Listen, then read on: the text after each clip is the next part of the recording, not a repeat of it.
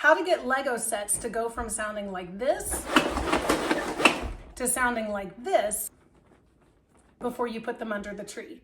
If you're like me, you don't want your children to be able to guess every single present that's under the tree for them. And if you're also like me, you have at least one child whose list is comprised of almost all different Lego sets. So it starts to take the mystery out of Christmas gifts when they can shake every one and know exactly that telltale sign of what Lego bricks sound like shaking together. I like to get a little tricky, and I like to disguise the presents in various ways. So here's how I do it with Lego sets. Now, before we get started, this video is brought to you by wiserhomeschool.com. If you or anyone you know is considering homeschooling or maybe have recently started and you need some help along the way, I would love to share a lot of tips and hacks for how to make your homeschool journey smoother. Now let's get started. First, make sure before you try this hack that you know you will not be returning this Lego set. If you have a whole list of things that you're buying and then you might be returning some closer to Christmas, or you're not positive that you got the right set that they actually wanted, don't do this. Don't do it until you know for sure that this is a keeper. I feel confident that this set is not going back because my son gave us a wish list for his Christmas presents, and this is one of the specific sets he asked for. So I'm going to dive in. Okay, so the materials that you absolutely have to have are, of course, the Lego set, some sort of tape. I prefer Scotch tape, but I have been known to use packing tape, which makes it a lot more interesting later when the kids have to open it up, but whatever I have on hand. And then you're going to need some sort of packing or filler material. So it could be bubble wrap, it could be packing paper. One of my favorite hacks is to just take all of those scraps of Christmas wrapping paper that are just oddly shapen or too small and weird to wrap anything else with, but they're great for balling up and creating some bulk. So I'll use that as well. Basically, I keep all packing material from everything I've ordered off Amazon until all of my stuff is wrapped for Christmas. So those are the three things you have to have: your Lego set, the tape, and the packing material. You'll probably find it handy to have a pair of scissors, your wrapping paper for later, and if you're a little extra like I am, here are some optional things. Maybe a larger box, because my 10-year-old knows the general shape and size of Lego boxes. Maybe a really large box. And if you're like me, you might even go the extra mile and put multiple boxes inside one another until they get down to the actual gift. The other thing I like to do to be a little extra is have some noise decoys that I can put in the box. In this case, I'm going to use a few glue sticks that I found lying around the house. They will make some interesting noise when the package is shaken later. But you could use pretty much anything. I have been known to get gravel, rocks out of the backyard, put those in there. You just don't want it to sound like Lego bricks, right? Bonus points if you can get the present to sound like another present that they're expecting. That's a lot of fun. So let's get started. Now, the first thing we're going to do is we're going to open one end of the Lego box. So I will say this will work on larger sets as well as the smaller ones. Just be careful with those smaller sets. The cardboard on those is usually pretty flimsy, and you don't want to have to take up a lot of time and tape doing box surgery.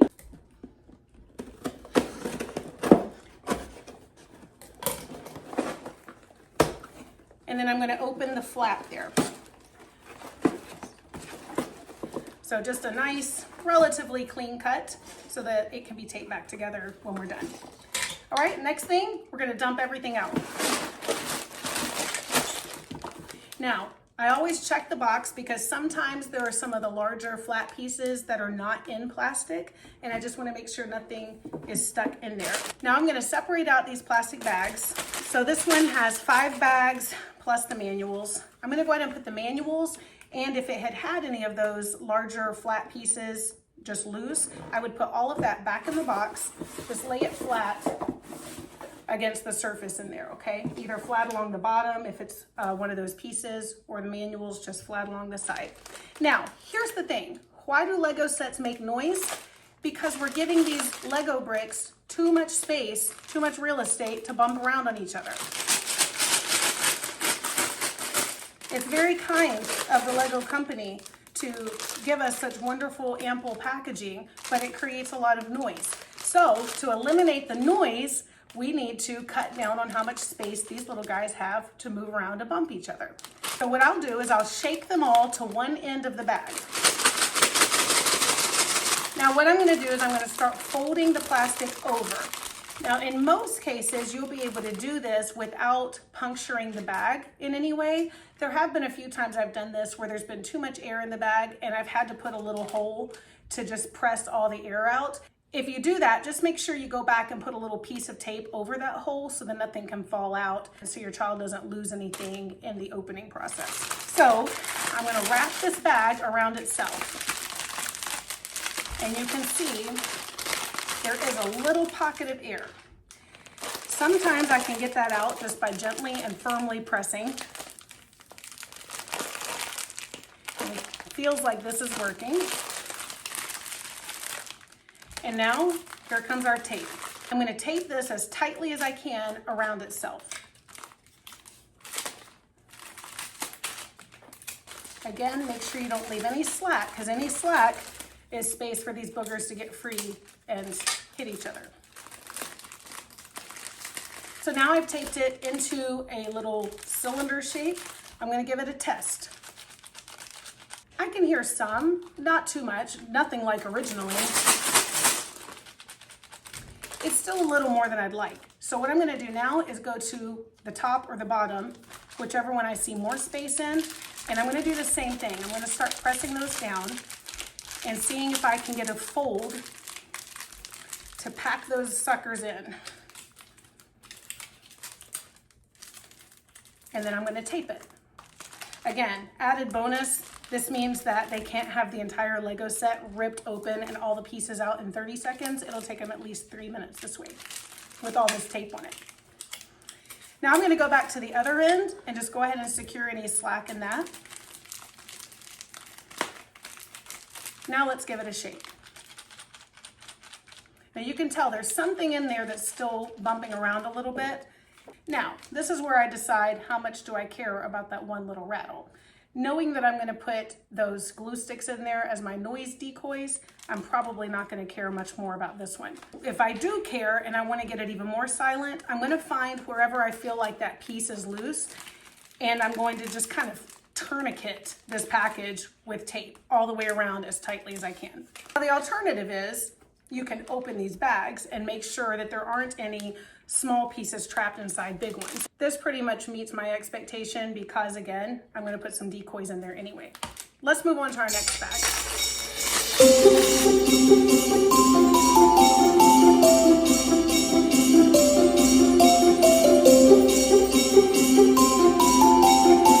All right, next bag. Same process.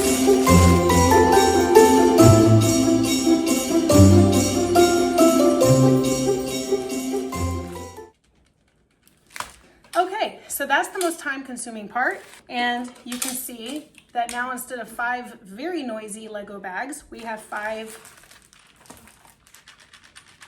pretty quiet ones. This one's being a little bit of a booger. If I want, I'll open it back up and try to figure out where the extra noise is coming from. But first, let me just go ahead and try to put it in, and maybe once it's all enclosed in that cardboard, we may not be able to tell that much anyway. Next, you're going to take your box. Remember, you've got your manuals and any other loose pieces laying flat in there. And you're going to start packing in these plastic rolls, laying as much as you can up against each other, leaving no space for these to bump each other now. Alternatively, you could even wrap these in some bubble wrap individually and start putting them in there. Where you're going to have to be careful is just not creating too much width inside of this box. Packed in there pretty tightly. And now here comes the packing part. Take that wonderful bubble wrap or Christmas wrapping paper or packing paper and start filling in those gaps and just press really hard because you don't want any space for movement. Remember, extra air, make space for them to move around and make noise. And now I give it a little test. Sounds pretty good. Now, especially if I'm going to put it in another box and then put those noisemakers in there, no chance that he's going to guess, except that he knows me and he knows that might be something I would do. But if this is your kid's first rodeo, you're definitely golden. So, final touches for those of us who are a little extra. I have it taped I'm happy with how that sounds. Let's go big. All right, I've got a box that it fits well in. Now, I have the 3 glue sticks out, but I'm kind of thinking they may make a little too much noise and he may catch on that this is a decoy. So let's start with 1. I am going to add a little bit of packing material just so that doesn't go crazy in there and make it sound too unrealistic. Give it a fake close and give it a test shake. I'm happy with that. Just a little bit of bumping, just enough to raise his curiosity and not so much as to give my tricks away. So I'm going with this one, tape it up. Let's wrap this up.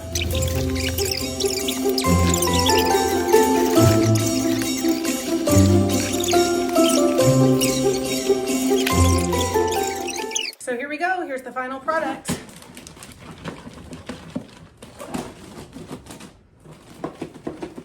In my opinion, it doesn't look or sound like a Lego set. Thanks for watching and Merry Christmas, everybody.